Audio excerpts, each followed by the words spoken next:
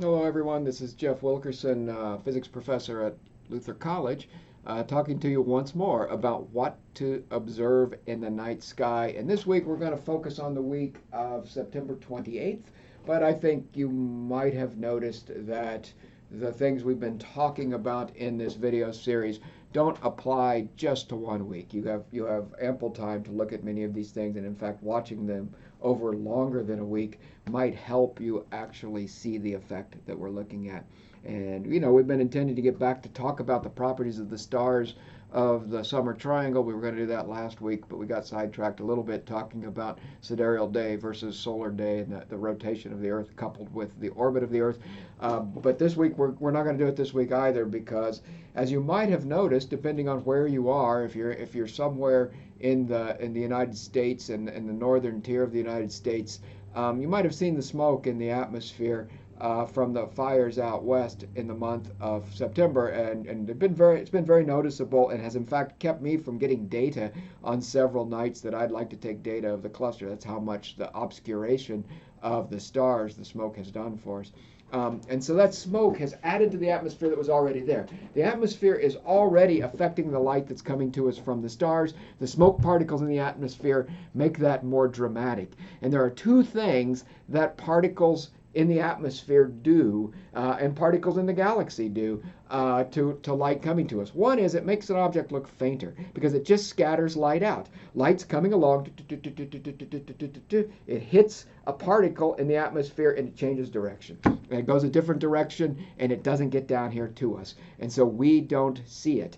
But one of the things that's key is that light that gets scattered out is preferentially blue. Blue light is scattered more readily than red light does. And so the blue end of the light spectrum from the sun gets scattered out, or from a star gets scattered out, and what's left over is redder than when it started. And as astronomers, we talk about the reddening of an object. We talk about the object getting dimmer as extinction. So both of these things are going on. You've got extinction, the starlight getting dimmer, and you've got the starlight getting redder, this reddening going on. So much so that in the last few weeks that I've been observing, Jupiter in the evening sky and Venus in the morning sky have at times appeared very yellow and at times very red. And you've seen that in the moon too. The moon looks very, very red. Now, when there's not a lot of smoke in the atmosphere, you can still see this. So if you watch the moon when it's right on the horizon, that moon is coming through more atmosphere than when it's directly overhead. So let's take a look at that to say, okay, here's the Earth. There's the atmosphere of the Earth. And here's the sun or the moon or some object over here. Let's actually make it the sun. The sun is over here. Sunlight, that is when the sun is down here, and we're observing here. Let's put us right here on top of the world, looking down on creation. So there we are on top of the world. We're looking at the sun through a thicker layer of atmosphere than when it's directly overhead. When it's directly overhead, we have a thinner layer of atmosphere to go through. So that's less atmosphere, more atmosphere, and the sun appears redder or yellower on the horizon. So as you watch the sunset, the sun often looks very, very orange. And that has been dramatic when there's extra material in the atmosphere. It's not just a longer path of atmosphere. It is the longer path of atmosphere, but it's also extra thick atmosphere, extra stuff to scatter the sunlight or the moonlight or the starlight. So at times, as I said, Venus and Jupiter, which typically look pretty white, have looked very yellow and almost red like Mars. And maybe next week we'll talk about Mars, because Mars is in the nighttime sky right now too. So there's a lot of stuff to see in the nighttime sky right now. A lot of fun, a good time to be observing. But this effect is also what allows us to see the sky. So if you look at sunlight, some of this sunlight was going to miss us. That ray of sunlight we would have never seen. And it was headed off into the rest of the galaxy, the rest of the universe. People on another planet, around another star, someplace else, could look up at night and say, wow, look at that star, and see that light. But some of that light hits particles in the atmosphere and comes down to us. it gets scattered away and comes down here. We see that light that gets scattered by the atmosphere, and we call it the sky, the daytime sky. We look up and we say, well, that's a nice daytime sky. Look how blue it is. Why is it blue? You know why it's blue, right? It's because blue light gets scattered more easily than red light. And so the blue end of the spectrum is what gets scattered out and comes down here to us.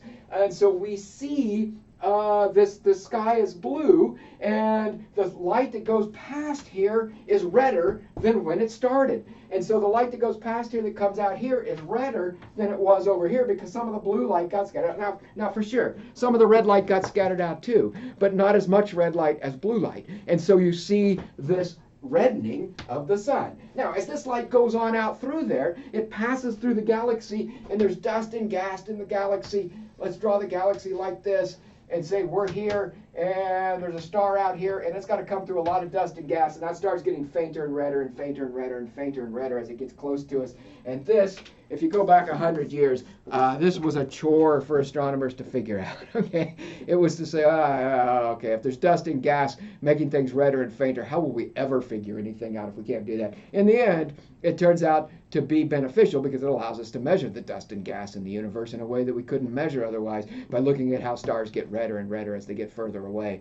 But that took a while for us to get there. That was a challenge to do this. Now, so we see all of this going on, this reddening. It's why the sky is blue. It tells us why stars look redder as they get further away, why the sun looks yellower and redder on the horizon than it does when it's overhead. Same for stars, same for planets, same for the moon. All of that stuff. There's one more effect right there. When we're looking through all this atmosphere, that atmosphere is bouncing around, and it can jostle the light around, and it looks like an object that's very, very small. It looks like a point of light gets buffeted around and jumps around. So when you see stars twinkling, and you're singing to yourself a song about twinkling stars, that star that's twinkling is probably on the horizon or close to the horizon. When it's straight overhead, there's a lot less atmosphere going on above us. You have to look through less atmosphere this direction than you do this direction, and so there's a lot less twinkling of stars up there. And planets, we usually say don't twinkle, and they don't twinkle because if you take a little piece of planet light that was going to come and hit us and it gets scattered to a different location, it gets moved to a different location. There was already some planet back there because the planet doesn't look like a point of light. There's a size to an angular size to the planet because it looks bigger to us than the star does. Let's look at all of this happening, okay? All of this is great. All of this is going on. Let's see what we can do about looking at this actually in action over here. So what we have is a demonstration of this, and we have that set up. This tube mimics the atmosphere right here. So we have this tube of material, and we're going to shine light through it. And watch what happens when we shine light through it. You can see, oh my goodness, the light starts blue. This light, you're only seeing the light because the goo that we have in this tube is scattering the light out to you. And so you see it, just like the atmosphere scatters light down to you and you see the blue sky. And the light looks really blue out here. But we're getting rid of most of the blue light, and the light gets fainter and fainter and fainter and redder and redder and redder as it gets down this end because we've gotten rid of almost all of the blue light that was down here, and there's only red light left. And so you see how much redder this light got, and you can see that out here on this card that I put out at the end of this tube. Up here at the top, there's no goo. The light looks white, like it's coming out of the slide projector. Down here at the bottom, the light looks very, very red because most of that blue light got scattered out. It's fainter and it's redder, and you can see both of those effects that we've been talking about. The light gets fainter and fainter and fainter as it has to go through the atmosphere. Now, our atmosphere isn't quite as scattering as this goo tube, so it doesn't have quite the same power, but it's exactly the same idea, very much the same idea, that you're getting the star fainter, you're getting the sun fainter, you're getting it redder, and the light that scatters is what allows you to see the material like you see the goo that's in this tube. So that's what we've got for you today. Go outside, look at the stars twinkling on the horizon, look at the moon when it's closer to the horizon, and see if it doesn't look oranger or redder to you. If we've got the smoke enhancement that we've had of the atmosphere the last few weeks, so much the better. So, you know, this is great. I want to we're going to sign off and say, hope everybody has a good week of observing. Observe the twinkling of the stars. Observe the planets and the moon looking redder and yellower on the horizon, and have a very good week. We'll be back next week when, as of right now, I think maybe we'll talk about Mars, but we'll find out. Take care, everybody.